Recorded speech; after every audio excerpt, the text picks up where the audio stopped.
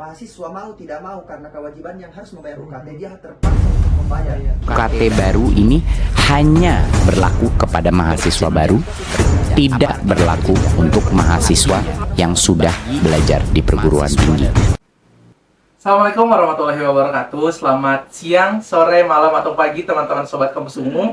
Kembali lagi dan selamat datang buat teman-teman yang baru lihat. Jadi, perkenalkan saya Muhammad Raihan dari Program Studi Kesehatan Masyarakat Universitas Hasanuddin. Angkatan 2021 akan menjadi host yang memandu podcast kita kali ini. Nah teman-teman, untuk yang baru tahu, jadi dari BEM FK Munhas ini sudah ada program terbarunya tentang program yang akan membahas mengenai keresahan-keresahan dan isu-isu yang dirasakan sama mahasiswa, baik itu di Fakultas Kesehatan Masyarakat ataupun di keseluruhan Universitas Hasanuddin. Nama programnya ini adalah WITA. Nah teman-teman, jadi WITA itu bukan Waktu Indonesia Tengah, tapi WITA adalah Winslow Talks. Jadi pada program ini kita akan banyak ngebahas tentang bagaimana keresahan-keresahan dari mahasiswa, bagaimana isu-isu yang ada di permukaannya Universitas Hasanuddin. Nah, pertama-tama mungkin karena podcast ini kita akan ngebahas banyak tentang keresahan-keresahan, tentunya kita butuh dari representatif mahasiswa tersebut. Khususnya untuk di Fakultas Kesehatan Masyarakat Universitas Hasanuddin, kita ada yang namanya Badan Eksekutif dan dikepalai oleh seorang presiden.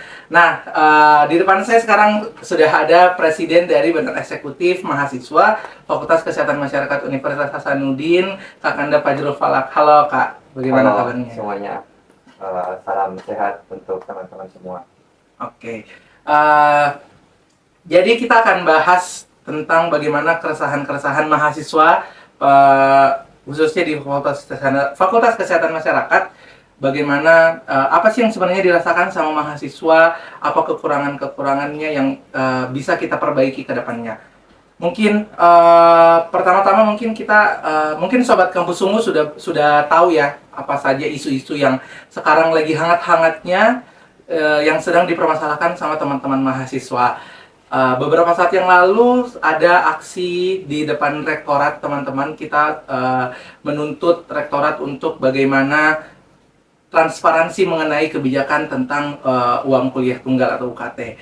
Nah, pertama-tama mungkin kita tanya dulu bagaimana pendapatnya dari sisi Presiden Badan Eksekutif Mahasiswa, Presbem, Kak Kanda Fajrul. Bagaimana menurut Kakak tentang kebijakan dari UKT kali ini? Sebelumnya terima kasih telah diundang untuk sedikit berbicara terkait dengan beberapa keresahan lah yang mungkin sebagian mahasiswa UNHAS rasakan. Nah, kan yang sekarang lagi booming terkait dengan permasalahan UKT. Sebenarnya berbicara tentang permasalahan UKT yang dia secara golongan dia meningkat, kan sebenarnya permasalahan UKT dia tidak berhenti di situ saja. Perlu kita mencari lebih jauh mengapa tren UKT atau uang kuliah tunggal atau uang yang mahasiswa harus bayarkan tiap semester untuk memenuhi kebutuhan hidupnya dalam proses berkuliah itu punya tren lonjakan yang signifikan. Kalau kita lihat itu dari beberapa tahun ke belakang selalu punya tren peningkatan yang itu sebenarnya teman-teman mahasiswa perlu lacak lebih dalam kenapa ada tren yang seperti itu terkait dengan peningkatan golongan UKT. Nah, kan secara fakta di lapangan ternyata bahwa tren peningkatan UKT itu tidak berjalan sesuai dengan apa yang teman-teman inginkan, misalnya pemenuhan fasilitas dan masih banyak yang lain. Dan itu yang menjadi kecurigaan teman-teman. Kenapa tren UKT terus meningkat, sedangkan di sisi lain hal-hal yang diharapkan sama teman-teman mahasiswa itu tidak difasilitasi. Misalnya di beberapa fakultas masih banyak fasilitas yang kurang, sarana prasarana dalam pembelajaran itu yang sangat minim, ruang kelas yang sangat sempit untuk jumlah mahasiswa yang sangat besar, dan masih banyak permasalahan lainnya. Mungkin saya sebagai pengantar terkait dengan permasalahan UKT. Oh gitu, jadi memang khususnya di Universitas Hasanuddin dominan ada kenaikan begitu ya Kak ya. Jadi UKT dari awal dari mungkin sekian rupiah terus sampai hari ini dia terus meningkat. Mungkin bisa diceritain Kak, mulai dari kapan sebenarnya UKT-nya di Unhas itu selalu ada peningkatan-peningkatan? Baik, mungkin yang ingin saya sampaikan secara historis terkait dengan tren peningkatan UKT. Sebenarnya berbicara terkait dengan peningkatan UKT, kita perlu melacak dia secara historis. Kita lihat di waktu kepemimpinan Prof yang masih menjabat rektor pada saat itu, Prof Idrus Paturusi. Kan sebenarnya dalam persoalan peningkatan UKT yang saya bilang tadi, dia selalu punya tren yang meningkat. Tetapi sebagai harusnya kan seidealnya ketika peningkatan UKT ada fasilitas yang kita dapatkan yang layak pula, tetapi itu sangat minim didapatkan oleh pihak mahasiswa. Nah, yang menjadi kecurigaan selanjutnya yang perlu mungkin kita kaji, yang perlu mungkin kita telah lebih dalam lagi, ternyata permasalahan UKT yang terus dinaikkan karena dia punya dia punya garis yang sehubung dengan Unhas menyandang sebagai status PTNBH, yang dimana Unhas dituntut untuk lebih otonom untuk menghidupi kehidupannya sendiri. Istilahnya Unhas dituntut mandiri untuk menghidupi kehidupan pribadinya. Sedangkan yang perlu kita tahu, apakah Unhas sudah siap untuk menerima itu? Kan itu yang belum terjawab saat ini. Mungkin dalih untuk mengejar akreditasi sehingga Unhas terkesan terpaksa untuk menyandang status PTNBH dan sebagainya. Itu sih yang menjadi cikal bakal mungkin kenapa tren UKT dari masa ke masa selalu meningkat. Oke, mungkin untuk informasi sedikit juga berarti Sobat Kampus Ungu tadi katanya dari Kak Fajrul itu dia bilang secara historis mulai dari kepemimpinannya Prof Idrus sebagai sebagai rektor, betul. Dan ternyata juga teridentifikasi dari penyandangan status PTNBH Universitas Hasanuddin terkait kan kalau kita bicara tentang PTNBH berarti dia diberikan haknya, diberikan kebebasan untuk mengatur keuangannya sendiri. Makanya itu yang dicurigai kenapa sebenarnya UKT kita terus naik. Dan yang jadi masalah sebenarnya yang mau kita highlight mungkin pada podcast kita kali ini tadi yang telah disebutkan juga sama Kak Fajrul itu tentang bagaimana pemenuhan fasilitasnya mahasiswa ternyata belum sesuai sama kenaikannya. Mungkin bahasa sederhananya adalah kenapa sebenarnya kita bayar terus ini UKT tapi fasilitasnya kita sekarang begitu-begitu saja. Ya, begitu saja, monoton. Tidak ada kayak kenaikan mungkin dari fakultas-fakultas lain juga mungkin yang rasakan. Nah, mungkin selain itu apa sebenarnya memang yang jadi masalah ini dari UKT selain dari fasilitasnya kita ternyata begitu-begitu saja. Sebenarnya dalam penentuan golongan UKT, kenapa banyak mahasiswa yang merasakan keberatan dalam penentuan status UKT itu sendiri? Karena selain dengan tren yang dari waktu ke waktu itu dia meningkat, sehingga punya pembatasan terhadap akses pendidikan, karena tidak semua tentunya dari golongan masyarakat dapat mengakses biaya pendidikan yang sampai segitu tingginya yang ditetapkan oleh Unhas.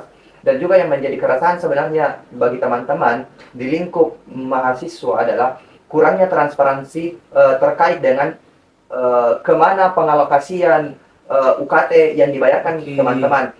Kan teman-teman sebenarnya bersepakat bahwa dalam sistem pendidikan kita ada namanya cross subsidi atau subsidi silang. Subsidi silang, betul. Nah, tetapi yang menjadi pertanyaan, pengalokasian dalam cross subsidi atau subsidi silang itu kita tidak pernah mendapatkan transparansi. Misalnya teman-teman yang membayarkan UKT, dia lari kemana uangnya? Dia terpaksa untuk membayar, yang kemudian dari pembayaran UKT itu kan yang transparansinya tidak ada, bisa jadi dia dialihkan ke sektor yang bukan menunjang pendidikan si mahasiswa.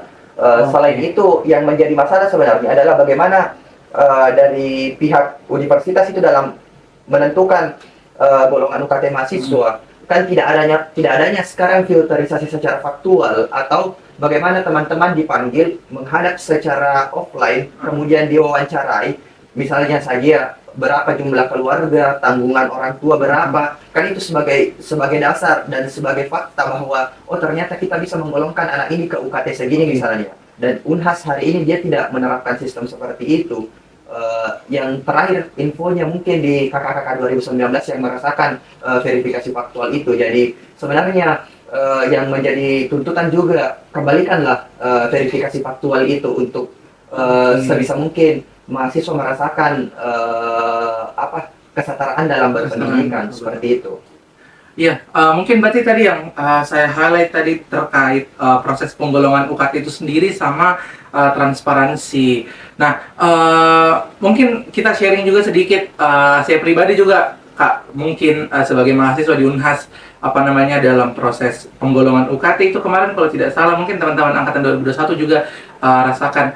Cuma kita isi beberapa data, terus tanpa diwawancara langsung, tanpa ditanyakan bahkan di follow up terkait data tersebut, tiba-tiba ucuk-ucuk langsung dapat penggolongan. Ya.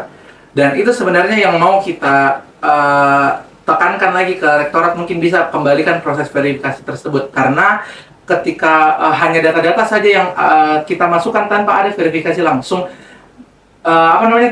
sangat mungkin ada mungkin bahasanya kayak kecurangan dan lain sebagainya, karena mungkin saja ada orang yang mampu tapi dia malah mungkin ada orang mampu tapi dia malah mengisikan data-data yang segala macam begitu, jadi kayak dia malah sedikit, atau bahkan ada teman-teman kita yang kurang mampu tapi ternyata dari datanya yang dilihat saja kayaknya dia cukup untuk UKT segini, tapi ternyata sebenarnya dia tidak. Ya.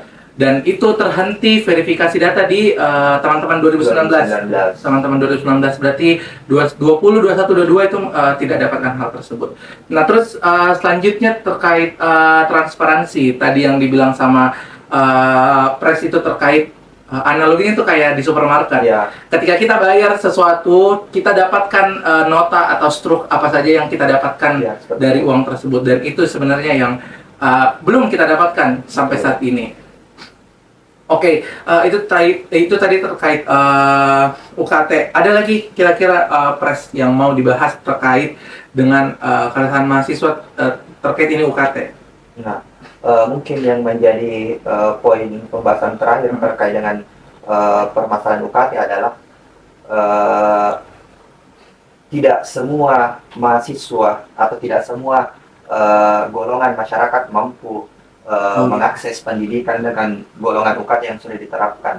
Jadi sebenarnya yang menjadi dasarnya adalah bagaimana kita mencoba atau kita menyarankan kepada pihak universitas dia bisa membuka pintu universitas seluas-luasnya tanpa memandang status ekonomi. Karena sebenarnya hak untuk mengakses pendidikan itu adalah hak dasar yang harusnya negara memfasilitasi semua warganya untuk mendapatkan akses terhadap pendidikan yang seluas-luasnya. Mungkin itu saja yang menjadi poin terkait dengan persoalan UKT. Jangan sampai persoalan UKT dia menjadi penghalang beberapa calon mahasiswa mungkin untuk berpendidikan ke depannya. Kita tidak mau seperti itu. Mungkin itu saja.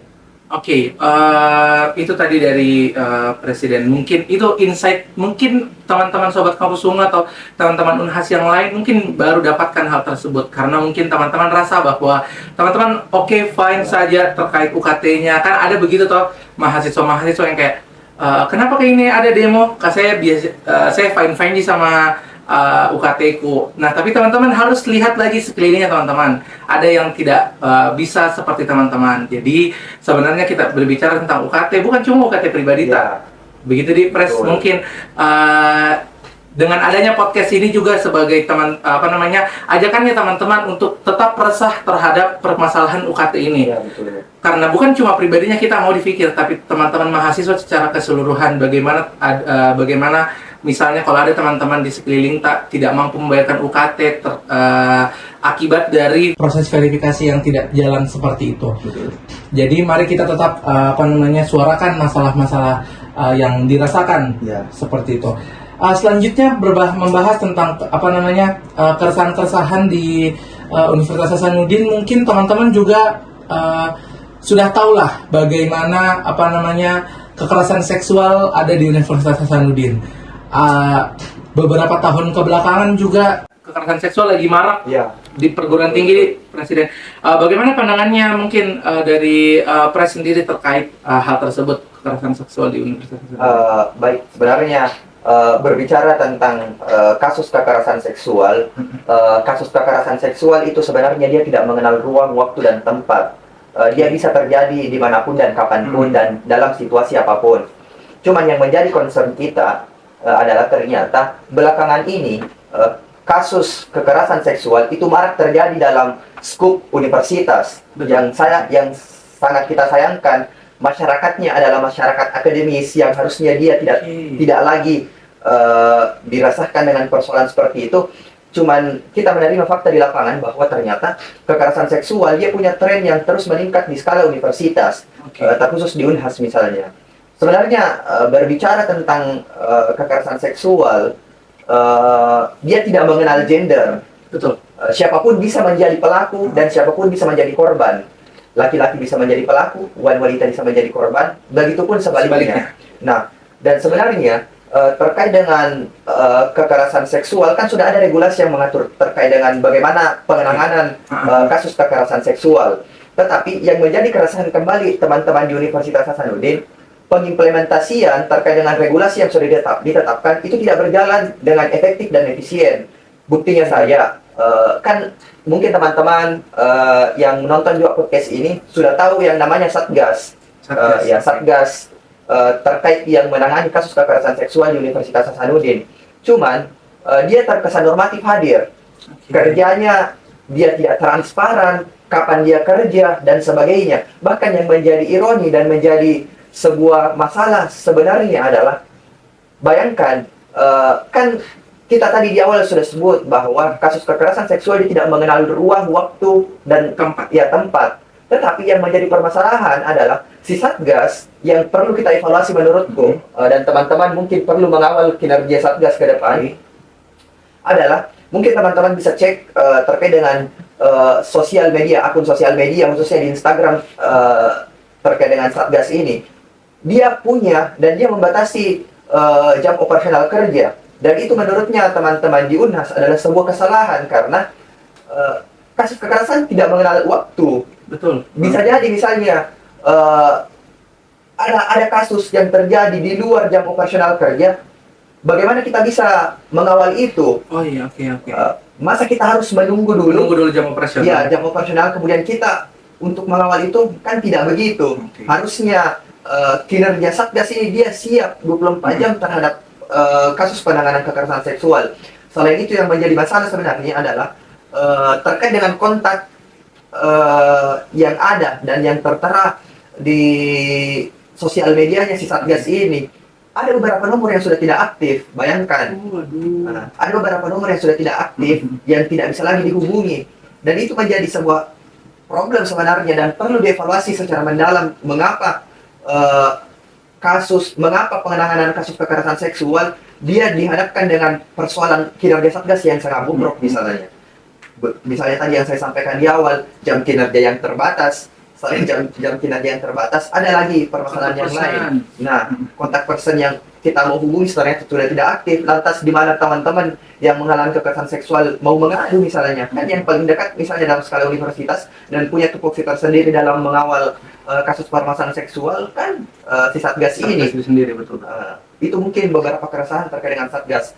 Selanjutnya mungkin terkait dengan keresahan dalam penanganan kasus kekerasan seksual di lingkup Universitas Hasanuddin. Sebenarnya yang menjadi permasalahan, mungkin teman-teman pernah mendengarkan beberapa kasus kekerasan seksual dan pelecehan yang terjadi, dan itu kasus penanganannya sangat lambat, sangat lambat untuk ditangani. Misalnya saja pihak universitas dia lagi mengupur ke pihak yang berwajib dan sebagainya. Kan sebenarnya pihak universitas bisa melakukan intervensi langsung. Ya, terkait dengan kasus kekerasan seksual itu melalui majelis kode etik dan sebagainya. Cuman mengapa lagi harus dibawa? Mungkin yang menjadi pikiranku sekarang adalah karena statusnya universitas dipertaruhkan ketika ada kasus-kasus seperti itu misalnya. Mungkin grade universitas akan turun, nama baik universitas akan tercoreng dan sebagainya karena dengan meningkatnya kasus kekerasan seksual. Mungkin itu saja yang mau saya tanggapi terkait dengan kasus kekerasan seksual. Berarti sangat kompleks ya permasalahan kekerasan seksual.